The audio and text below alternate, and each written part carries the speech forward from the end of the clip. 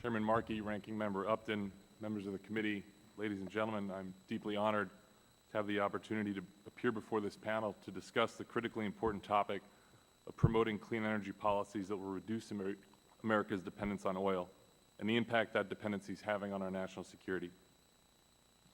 America's reliance on oil is our Achilles heel.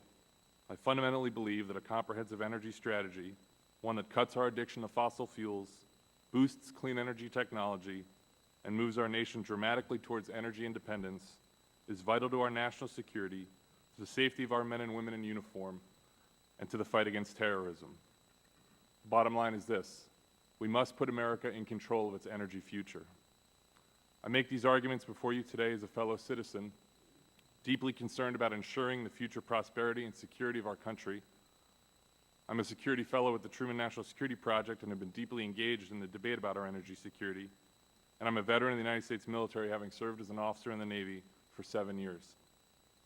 In 2004, I deployed to the Northern Arabian Gulf. My ship, a guided missile destroyer, was assigned the mission of defending 2 Iraqi oil terminals that sit just off the southern coast of that country. These 2 terminals are the economic crown jewels of that country, with 90+% of Iraq's oil flowing through them onto supertankers that take that oil to the global market. It was no secret that these terminals would be prime targets for an insurgent attack. In April 2004, that attack came in the form of a wave of 2 suicide boats. We lost 2 U.S. Navy sailors and 1 U.S. Coast Guardsman, as well as 4 other service members who sustained serious injuries. The oil terminals, however, were safely defended. I tell the story because it speaks directly to why we are here today. At the very core of my wartime deployment was an energy security mission. Brave sailors and Coast Guardsmen gave their lives defending a global oil infrastructure half a world away. My experience is just a recent chapter in the U.S. military's decades-long role of defending our global oil supplies. And I'm not alone in feeling this way. Over the course of the last year, I've been part of a national coalition of hundreds of veterans called Operation Free. These veterans have crisscrossed the country by biodiesel-powered bus, over 25,000 miles in all, with one simple message: secure America with clean energy. Retired Vice Admiral Dennis McGinn captured the national security dangers of our addiction to oil in testimony he gave before the Senate last year. He said in 2008, we sent $386 billion overseas for oil, much of it going to nations that wish us harm. This is an unprecedented and unsustainable transfer of wealth to other nations. It puts us in the untenable position of funding both sides of the conflict and directly undermines our fight against terror.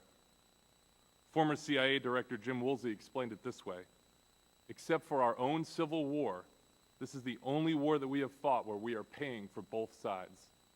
We pay Saudi Arabia $160 billion a year for its oil, and $3 to $4 billion of that goes to the Wahhabis, who teach their children to hate. We are paying for these terrorists with our SUVs.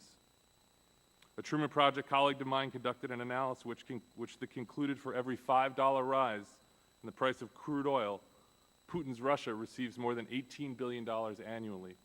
Ahmadinejad's Iran an additional $7.9 billion annually, and Chavez's Venezuela an additional $4.7 billion annually.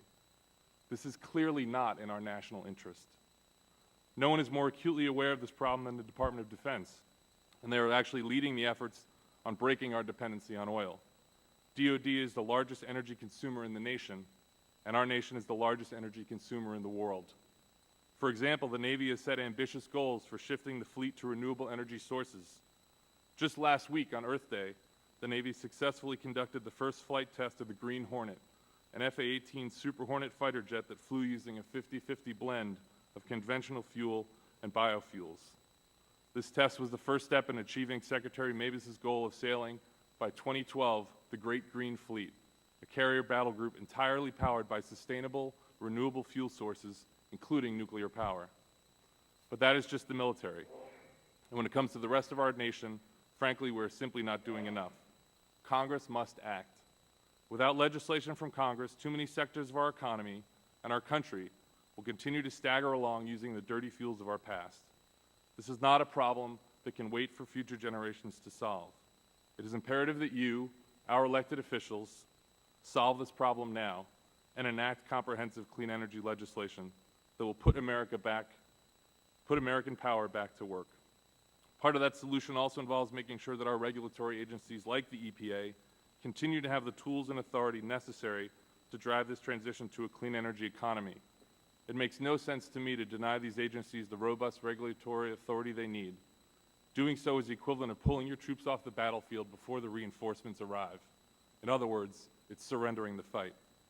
So I close with this simple request.